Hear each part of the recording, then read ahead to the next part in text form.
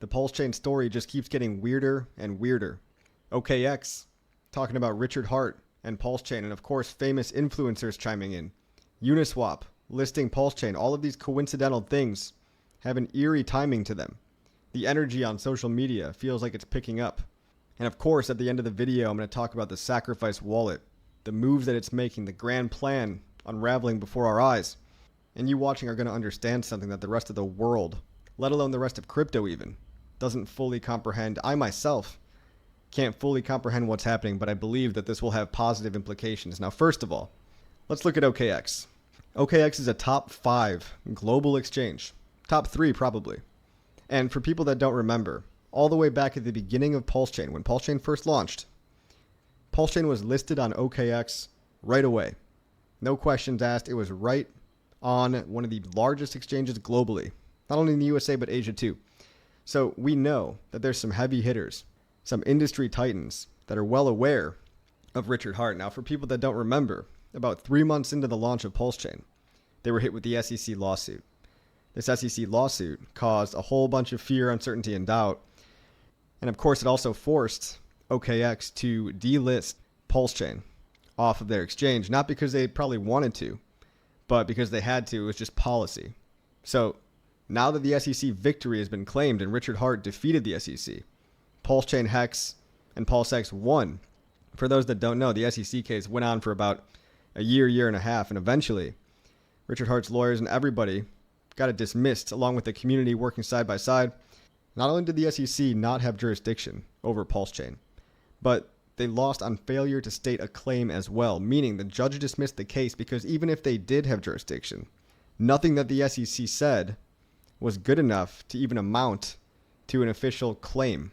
Even if everything was true in the SEC's complaint, it wasn't enough to allege any wrongdoing at all. So Richard Hart followed all the rules, has good lawyers, and here you have OKX, remember the top 5 global exchange, just 3 days ago, writing an article about it. Richard Hart's legal victory, a landmark movement for crypto.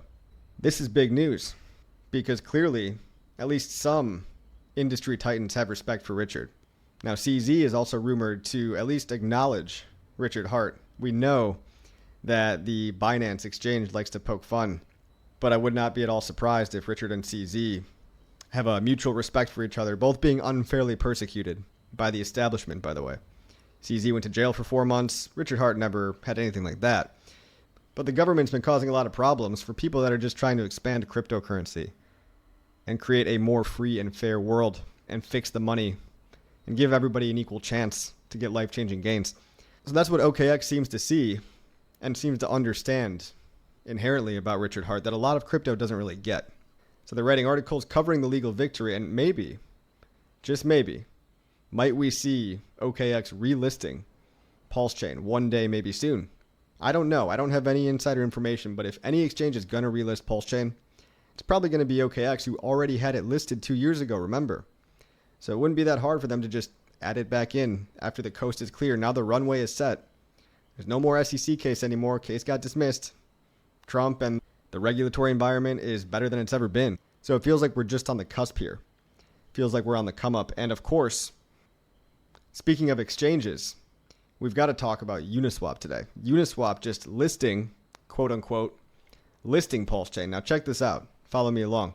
Over here we have Uniswap. This exchange does billions of dollars in volume. It is the most popular #1 decentralized exchange. This is unlike OKX. OKX is a centralized exchange. Uniswap here is decentralized. Why does that matter? This is real crypto. So Uniswap, I'm going to give you guys another history lesson. Why is this Uniswap showing the PulseChain logo so important? Well, people forget that even 2 years ago, and well before that also, Uniswap treated Hex very unfairly. So Hex, back in the day, before PulseChain existed, it was just Hex, all on its own over on the Ethereum network. PulseChain was created so that Hex would have a new home to live on, a new network to live on.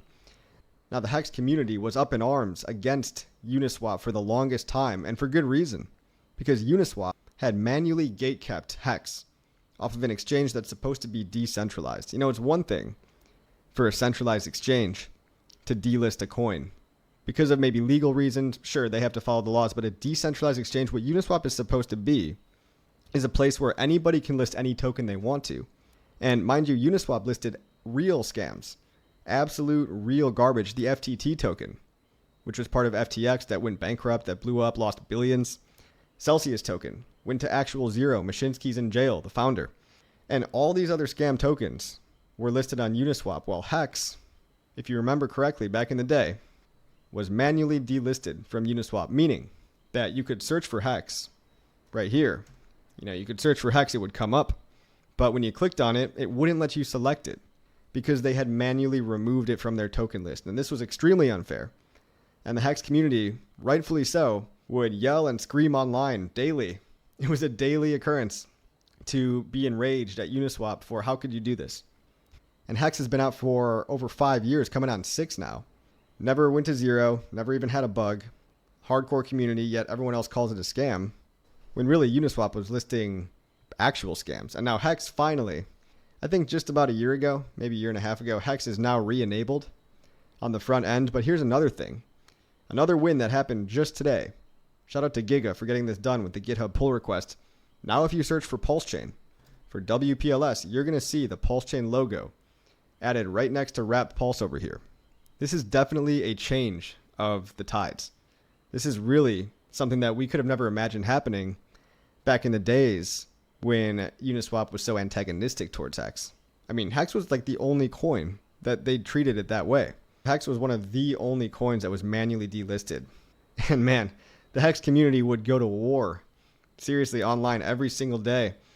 And just now, Wrapped Pulse showing up on the dropdown signals an act of good faith that could be a turning point in the history of PulseChain. It certainly feels like something that, again, we couldn't have imagined this happening even 2 years ago with all the negative sentiment. Now, here you can go ahead and buy as much Wrapped Pulse as you want.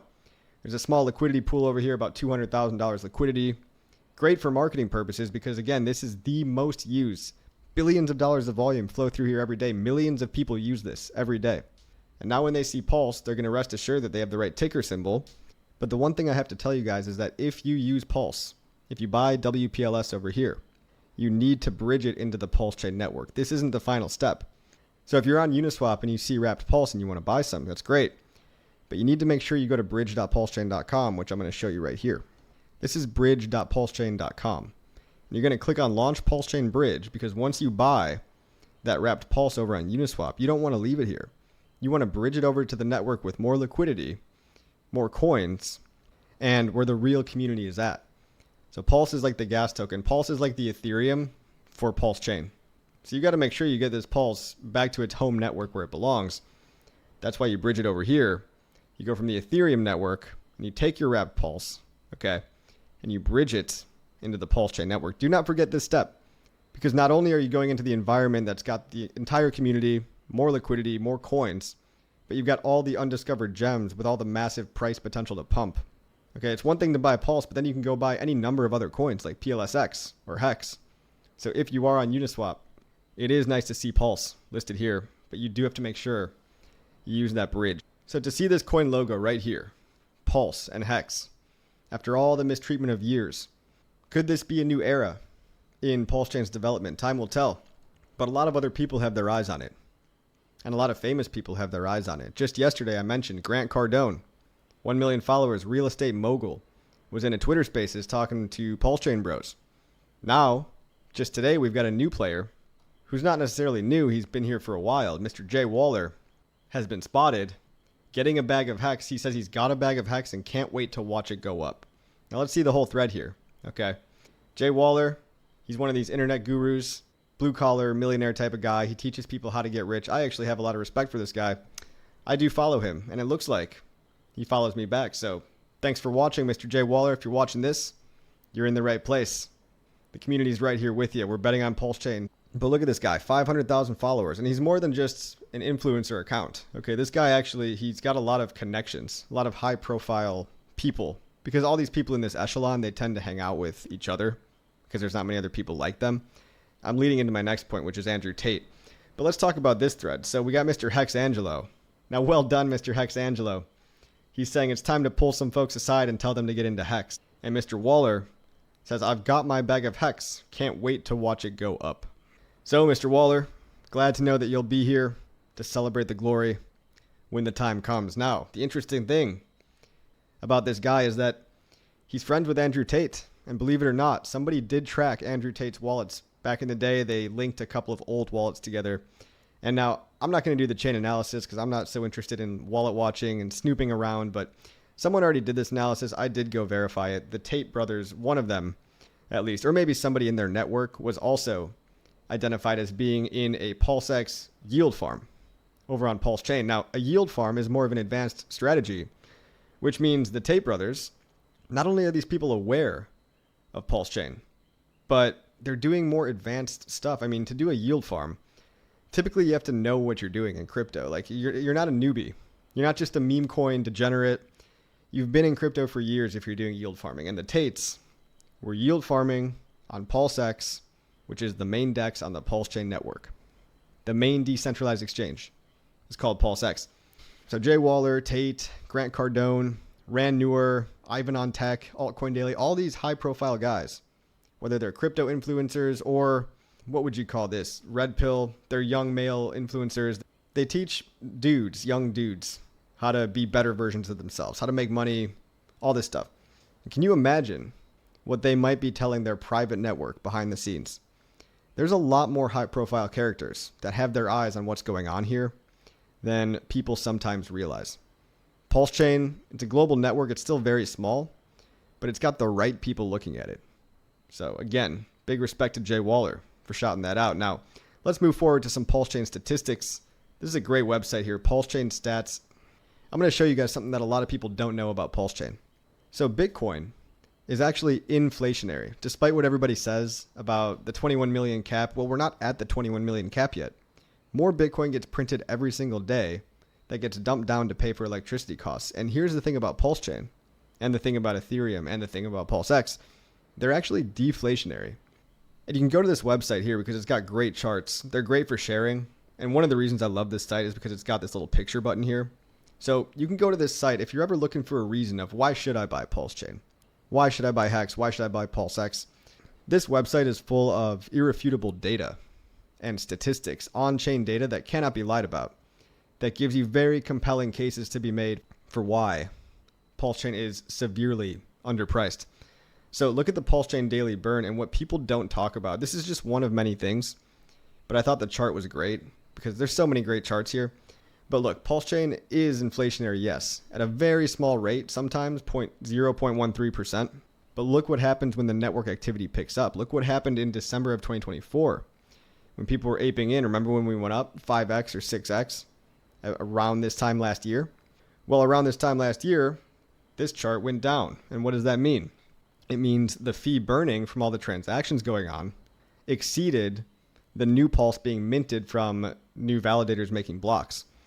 So you've got these opposing forces in PulseChain, and this is something people don't realize. When the new pulse being minted is overcome by the transaction activity and all the fees being generated and burned, even PulseChain itself becomes deflationary. So PulseChain itself will become more scarce over time, just like PulseX itself is getting very, very scarce. 7.19% of user supply is deleted, gone forever, never coming back. Bitcoin inflates, PulseX deflates. 1.52 trillion tokens. And in PulseX's case, this is based off of the decentralized exchange. All the volume going through PulseX puts constant automated buy and burn pressure on the token. So buying a piece of PulseX is like buying into a piece of the casino. You're like an unofficial representative without even knowing it, because you now have a financial incentive to get other people on here to pump your own bag, to pump your own coin. So PulseChainStats.com, one of the coolest things about it too is that if you want to convey that point, you can click on any set of data that you want to tell this story about what's happening. And you can click on this photo button and download the PNG, and you can share this for marketing purposes on Twitter or anywhere else you want to. I've been seeing these charts pop up on social media. And again, they're very compelling because the data does not lie. So big shout out to PulseChain Stats as well. This is just one of many technical updates going on. Now, of course, because you stayed to the end, we're going to talk about what's on everybody's mind. The elephant in the room, the PulseChain Sacrifice wallet making 4D chess moves. Now, the PulseChain Sacrifice wallet, what is it? What even is the PulseChain Sacrifice? Well, let's go back to another history lesson. When PulseChain first launched, there was a big address that everybody sacrificed their money to for freedom of speech and freedom of movement, because we all share the common ideals that crypto was designed to benefit mankind and to fix the money system. And look, all these coins, they went into a couple of different wallets, okay? They ended up getting split into a couple of daughter addresses. And these addresses purchased a ton of Ethereum at a price, an average buy-in price of $3,800. $3,800, okay? And up until just yesterday, this number on the screen here, this $3.3 million here, used to say $600 million. And at one point, it was almost $1 billion. Now, what changed? Well, all the money that people sacrificed, that again was used to buy Ethereum at an average price of $3,800, it was sitting here for the longest time because it was referred to as Ethereum aligned. So it was even on the Strategic ETH Reserve website alongside names like Bitmine and Sharplink Gaming and the Ethereum Foundation. All these entities that you see in the news, you see them in the news because they buy Ethereum and they're treasury companies. So they defend the price of ETH by buying and not dumping. And that's the important part here that I want to explain to you. So pay attention. Ethereum aligned means price aligned in terms of the treasury companies. They all want the ETH price to go up. That's why they're on this list. And up until just yesterday, you saw PulseChain right here on this list in the number 5 spot. Now it's not there anymore. Now it dropped somewhere really low. Still on the list here, but it's down here at number 53. And why did it drop so low? Because the sacrifice wallet, whoever owns it, a lot of people think it's Richard Hart, the Nigerian prince, whoever you want it to be.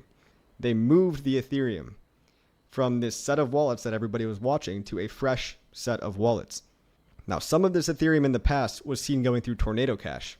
And the big update that I'm about to tell you about is that some of it just moved through Tornado Cash again.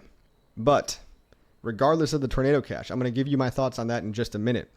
Before we even get there, why might somebody want to even shift wallets and bring that $600 million into very, very tracked wallets? I mean, everybody had their eyeballs on this webpage and this Strategic ETH Reserve.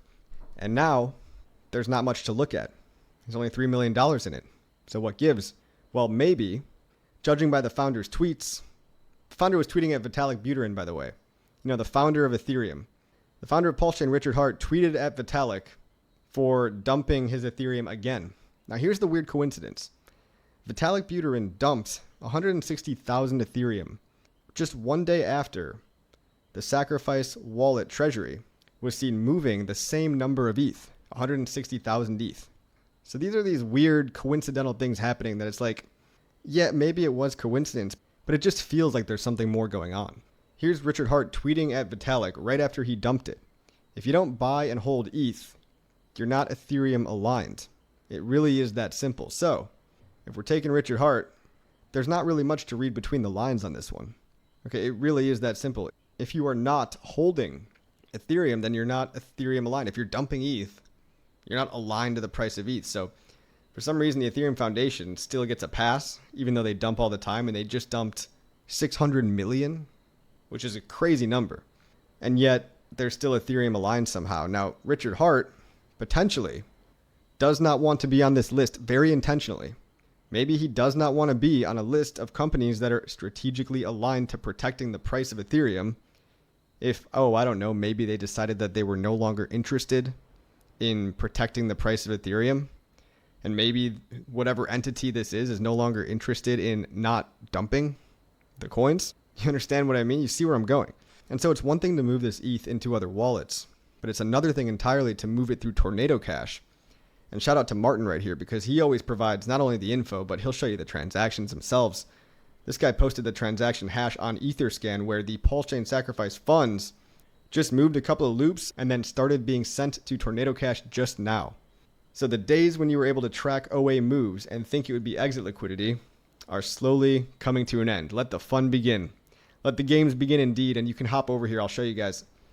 This is about all the wallet watching that I'll really do, and because this is all the wallet watching I can do. This is indeed one of the wallets from the Sacrifice Treasury, putting in about 11,000 ETH, worth, $42 million. This is only like less than 1/10 of the total sacrifice funds, in addition to potentially other ETH, which I'm going to cover next. Stay tuned. This is stuff nobody else is talking about at the very end, because we're going to talk about the early days of Hex. But for now, what you're looking at here on the screen is 11,000 Ethereum from the PulseChain sacrifice wallet going through in 100 ETH chunks through Tornado Cash. Tornado Cash, for people that don't know, is a privacy software, which was created, again with the timing. Tornado Cash was created within the same month that Hex was created. And there's something very interesting about the Hex launch that we're going to cover next. But 100 Ethereum chunks, because they all have to be uniform numbers of ETH to be anonymous. So you don't know whose ETH is whose. And I think this is great. I personally am relieved that there's no more wallet tracking and watching. And why am I relieved? Well, I'll tell you why. $20 million at this point last year was seen coming from the sacrifice wallet into the PulseChain ecosystem and doing buybacks and injecting liquidity and basically pumping up all the coins, Pulse, PulseX, and Hex, and by proxy, a whole bunch of meme coins and other stuff got to go up for the ride with $20 million. Now, 20 million out of 600 million, it's not actually that much, right? And what happened in December 2024 is the prices went from the bottom to top about 6 to 7x, about a 700% gain. And that was with 10 times higher liquidity than we have today. And that was with shittier infrastructure and an SEC lawsuit. And Donald Trump was still getting elected. And you didn't have a good bridge like Liberty Swap. You didn't have any exchanges. You still had a lot of people afraid about the SEC, who Richard Heart's now defeated. Since then, the INC inflation rate's been cut. The Hex yield has been cut. The liquidity has dropped by 10x. Lower liquidity means things pump harder, guys. And lower Hex inflation and lower INC yields on the PulseX yield farms means less sell pressure. So all of these chess moves have been made. And now finally, the Tornado Cash, anonymizing the sacrifice wallet funds. Look, if you're going to listen to some guy on the internet tell you that Richard Heart's going to go buy more watches, more cars, you believe whatever you want to believe. But the one thing that I am 100% certain about is that Richard Heart, the founder of PulseChain and Hex, he believes in his projects and he wants them to win. Unlike most other founders, he doesn't dump the price down. He actually wants to be the best and he wants his coins to be the best. And that means go up in the long run. So who's going to have the last laugh in PulseChain? It would be a very glorious, very serendipitous moment if the true believers ultimately have the last laugh. Because here's what was happening in 2024. The money was injected from the sacrifice wallet, and then opportunists, okay, these vultures, they would come in and they would see, oh, look, there's a whole bunch of money coming in from the sacrifice wallet. I'm going to buy right before, wait for them to pump my bags, and then sell right after, and then GTFO, and then flip everyone off on the way out and spit on their face and be ungrateful, and then probably complain on the internet. And it was so obvious that these moves were being telegraphed. So it allowed for a lot of vultures to come in and take advantage by front running these big pumps. Front running, dumping, extracting, and just taking advantage of the true believers. So the element of surprise is critical if one were to do this again. Not only 10 times lower liquidity, but anonymity as well, which allows you to play timing to your advantage, to do things that can't be tracked. You understand? So if I was learning from the past, if I was the sacrifice wallet, I would do the same thing. So gone are the days of wallet watching or using the Ethereum, the sacrifice wallet as a marketing tactic in terms of strategic ETH reserve. But it's much better this way, that we now have complete and total dark on where this money is, because you don't want anyone knowing where it is. And if you choose to believe that it's all being drained, it's all just going away, there's nothing stopping you from dumping it all and then chasing back the tops when everything pumps 10x higher. You could walk out the door whenever you want to. I believe that there are good things happening, that there are good things in the works, and I can feel it. And I'm going to draw a parallel, just to wrap this video up, to the early Hex days of 2020. And Hex was launched on December 21st of 2019. Now this article right here gives you a picture of the level of FUD that we were dealing with in the early Hex days. Look at this article written on January 7th, 2020. This was like 2 weeks after Hex came out. And the Hex community, which by the way at the time was much smaller, there was maybe a couple hundred people on Twitter at this time, only like 5 or 10 people on YouTube showing their face. Now we've got a much better thriving community, but look, we were dealing with stuff like this. Hex origin address emptied out, almost 7 million withdrawn. $7 million, guys. People were screaming about Hex being a scam for taking $7 million out of what was called the flush address. Okay, what was the flush address? The flush address was from the early days of Hex. Hex had a 1-year launch phase called the adoption amplifier where you could put in Ethereum into a daily bucket of Hex. And at the end of that day, you would pull out the same amount of Hex proportional to the number of Ethereum that you put in. So if you put in 1/10 of the Ethereum that day, you would be able to take 1/10 of that day's daily Hex dispersion out. And that was how Hex was distributed fairly over the course of 1 full year to everybody. And so the adoption amplifier was coded into the Hex smart contract. And I'll show you right here. Let's click on Hex. Let's hop on over to the contract right here. And we'll do a Control F for the word flush. So the flush address is this particular address right here. And people don't remember this because we have a very short memory as a collective species. The flush address was where all the ETH for that day that people put in, remember, to get their Hex back, all that ETH was flushed to a single address. Now, at the end of the 365 days, obviously, this address had collected a lot of Ethereum. And everybody was screaming from the rooftops that Hex was a scam, not because people didn't get their Hex. I mean, the contract did exactly what it was supposed to do. People put in their ETH, they got their Hex, and they were happy with that because they understood. Nobody was getting tricked into putting their ETH in, not understanding what they were doing. People wanted the Hex. So they put in the ETH, they got the Hex back. And then all this ETH went somewhere. And the big meme was, where did the Ethereum go, Richard? And everybody in crypto, 90% of people, all the mid-curvers, they demanded that Richard Hart tell them where the ETH was. Otherwise, it was somehow a scam. Now, the trend at the time for ICOs was for companies to produce vaporware and white papers and roadmaps that never came to fruition. So the people had been hooked on promises. They had been hooked on, oh, we're going to use this money for marketing and this money for exchange listings and this money for research.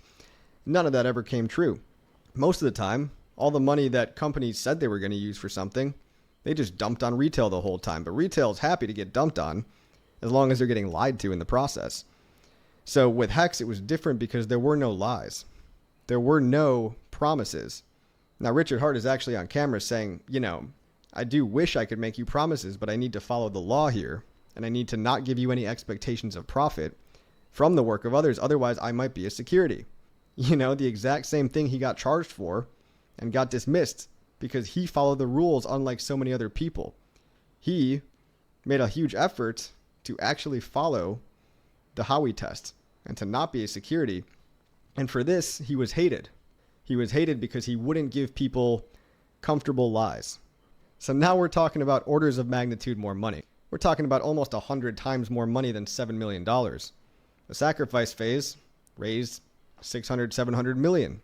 So, but zoom back to 2020, people were up in arms about this little $7 million, saying, where did it go, Richard? What are you going to do for me, Richard? Where are you going to put that ETH? Tell me. And Richard adamantly, over and over on repeat, said, I can't tell you, and I don't want to tell you, and fuck off. This ETH might do something good, it might not.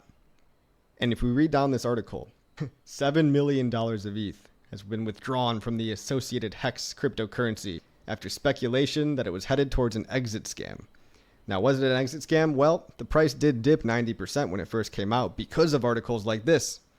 Because poor plebs were reading articles and getting fudded out of their bags by people that were expecting massive promises and crying when they didn't get them. Now, we're talking about $7 million at an Ethereum price of, check this out, $144 Ethereum. And in the early days of Hex, all the ETH that went into the flush address was seen transferring out in chunks of 1,337. Now, this is a very significant number. In gamer speak, otherwise known as elite speak, it stands for elite, right? Like, oh, I've been pwned, or I'm elite. And this was a virtual middle finger to everybody having expectations. All the ETH going out of the wallet, going out of the flush address to 36 other addresses at a price of $144. ETH is $4,000 today. And yet at the time, people were crying about putting in $7 million and not having any promises of that ETH going to help their bags go up. And I got to admit, it was nerve-wracking. When I saw the price go down 90% in the first couple of weeks, I had to ask myself, did I actually get scammed? Everybody's telling me I got scammed. I don't feel like I got scammed. Why is everybody telling me? It was such a weird scenario that I actually had to get online, and that's what caused me to make my first YouTube videos about Hex 5 years ago, almost 6 years ago now. Wow. I got up and made videos to defend my bags because I wanted to tell the other side of the story that it was not a scam. Turns out a lot of other people agreed with me, and now we have this huge tribe of people that's unstoppable. And in a way, yes, this current bear market is way harder than all the previous because it's so much longer. Yes, it's excruciating and the waiting sucks, but I will say, it feels a lot better to do it this time around with an actual diehard community behind us. At the time, it was like me and Hex just looking at each other like, did we get scammed, bro? And we didn't. Obviously, because what happened next? Hex went up 10,000x and made everybody life-changing returns. That's what happened for the people that didn't listen to bullshit like this, to bullshit from Priyeshu Garg. I can't even say that name. Priyeshu Ball Gargler. So if you listen to fudders and negative pessimists, you're always going to be crabs in a bucket. You're always going to be down to their level. Now, you can't be a noob. You can't be gullible. But ask yourself, where was the scam here? Did people get their tokens? Yes. They got their tokens, but they didn't get their promises. So anyway, we scroll down and we see big claims, bigger losses. Hex investments look more like donations to his personal address. Hart claimed it was impossible to access. I don't think he ever actually said this. I think a lot of people purely just make stuff up. And then the final piece of this article is, with the address holding all the tokens invested in Hex now almost completely empty, and the team remaining silent on the issue, it may be safe to assume the notorious project is in its final throes. Now, this is not the first time that they've tried to dance on Hex's grave. This is not the first time Hex has been declared dead. But it's funny because this is the type of stuff we were reading every day, and the community was way smaller, almost non-existent. And this was people getting their pitchforks out of about $7 million worth of $144 ETH. Now I'm about to show you a picture of what that's worth now, and it's going to blow your mind. Check this out. This is a screenshot from that flush address. So at the end of the 1-year cycle, the 1-year adoption amplifier phase, all of that ETH from the flush address had been sent and divvied up and mixed around. And back at the time, they weren't using Tornado Cash. Remember, Tornado Cash was created right around the same time that Hex was created. So because Tornado Cash was so new, Tornado Cash didn't make a lot of sense to use back then because the anonymity set was not that big. Basically, it gets more secure, more anonymous, the more people are using it. Naturally, if everybody puts their marbles into a jar, well, the more marbles there are, the harder it is to find whose marbles are whose. Pretty simple concept, but at the beginning days, there was no Tornado Cash being used in this situation. So what you had was a bunch of obfuscation with daughter addresses sending tiny little bits of ETH all over the place and all ending up eventually at the end of the adoption amplifier, the 1-year launch phase, ending up right here in this Bybit cold wallet, which if you didn't know any better, sure would look like, okay, that's just some guy's crypto wallet. But check out the number of ETH here, 115,000 Ethereum. In today's value, that's $443 million. So everybody talks about the 600, 700 million in the sacrifice wallets. Nobody talks about this one. Nobody talks about it anymore. Now imagine if even half of that is still around somewhere. And imagine if all that 50-cent Bitcoin that Richard Hart was mining back in 2011 was still around somewhere. Richard Hart was a retired multimillionaire before Bitcoin. Then the guy rolled that into Bitcoin. Then he rolled that into Ethereum for the Hex adoption amplifier. Then he did it again in 2021 for the PulseChain sacrifice. So to imagine millions ballooning into Bitcoin, ballooning into potential billions. I mean, this guy could have more money than God. Obviously, that's a metaphor, but you understand what I'm saying. Richard's been here since 2011 in the crypto game. So while all the eyes are on the sacrifice wallet, people have a short-term collective memory about what happened even 5 years ago. for the Hex adoption amplifier. Now, when this address happened right here, when this transaction happened, the price of Ethereum had gone from $114 to $1,600. And this transaction happened on March 25th, 2021. So Hex had already gone up quite a bit, and Ethereum had already gone up quite a bit. Quite honestly, a lot of Hex's rise up until this time was partially due to being tied in liquidity to Ethereum. And this was good. This benefited everybody. The rising tide lifted all ships. But what happened after March of 2021? Well, the Hex top, the blow off 50 cent 10,000X, happened in September of 2021, just 6 months after this so-called extraction of 115,000 ETH, valued at the time to be, $200 million. Now it's 400 million. Back then, March 2021, it was about maybe 150 million, 200 million. And then that ETH went somewhere and nobody knows. And next thing you know, the price went parabolic. Life-changing returns. What happened? Doesn't seem to be that anybody was dumping. Doesn't seem to be an exit scam. In fact, Richard Hart started his outrage marketing. I'm sure some people wish he left during that time. I'm sure some people just wish he walked away. But no, he was peacocking all around, made himself a documentary, drew some unwanted attention towards himself. This all happened after the adoption amplifier, after everybody said, oh, it's an exit scam. Where did the ETH go? He stole $7 million. Well, guess what? That $7 million turned into $200 million, and then Hex went up 10,000x. So what if something even remotely similar happens this time around? Now, this time around is even better because you've got Tornado Cash. But if you want to tell yourself that all this money is just gone forever and it's never coming back, again, you could leave whenever you want. Maybe you'll have a better time buying 10x higher. But if there's one thing I know from history, from 5 years, almost 6 years of Hex's history, and now with PulseChain and life-changing returns on the table again, it would be foolish to bet against this guy that wants to win more than anything else. What can you give to a guy that's got all the money in the world? A Bitcoin billionaire, an Ethereum potential billionaire? Maybe he truly is in it for the glory, just like he said verbatim to everybody's face countless times. Make sure you like, subscribe, share the video, leave a comment.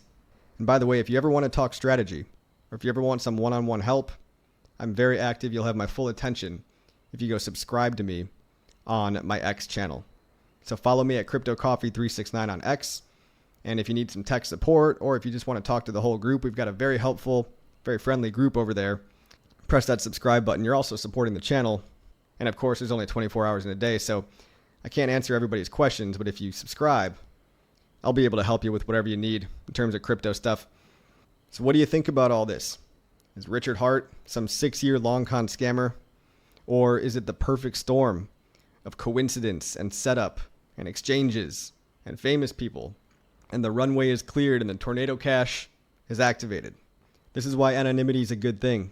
It's a human right. And just maybe it'll be used to our advantage. I'm excited to see what the future holds. So good luck out there. If you want to fudge yourself out of your bags, you're free to leave whenever you want. Just don't regret it when the green candles come in and you're buying back out of FOMO at a 10x higher price. See you on the next one.